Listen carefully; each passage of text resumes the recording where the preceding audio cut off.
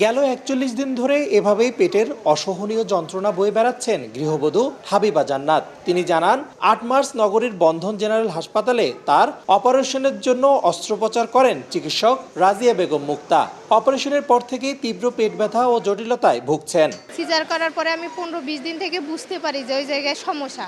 ভুক্তভোগীর পরিবার বিষয়টি ডাক্তার রাজিয়া বেগম মুক্তাকে অবগত করলে তিনি গুরুত্ব না দিয়ে এড়িয়ে যান। পরে অন্য চিকিৎসকের দ্বারস্থ হলে পরামর্শ দেন সিটি স্ক্যান করতে। এতে ধরা পড়ে পেটে রয়েছে কাপড় জাতীয় বস্তু। উনি বলছে যে অসম্ভব, এটা থাকতে পারে না। উনি একবারই অস্বীকার করলো। তা উনি যখন অস্বীকার করছে তখন উনি 14 দিনের ওষুধ দিছে।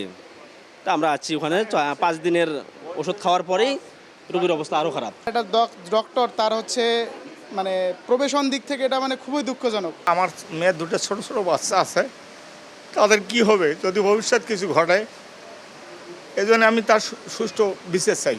রোগীর দেয়া ঠিকানা অনুযায়ী ওই চিকিৎসকের কাছে বিষয়টি জানতে গেলে তাকে পাওয়া যায়নি। তবে অভিযোগ পেলে তদন্ত করে ব্যবস্থা নেওয়ার আশ্বাস জেলা সিভিল সার্জনের। তদন্ত করে যে জানতে হবে যে আসলে দায়িত্ব অবহেলা ছিল কিনা, যে ক্ষতিগ্রস্ত হয়েছে। আমার বরাবরে একটা অ্যাপ্লিকেশন করলে আমরা তদন্ত করে এটা ব্যবস্থা নেব। গৃহবধূ হাবিবা জান্নাতের বাড়ি রংপুরের পীরগঞ্জ উপজেলায়। রেদওয়ান হিমেল, সময় সংবাদ, রংপুর।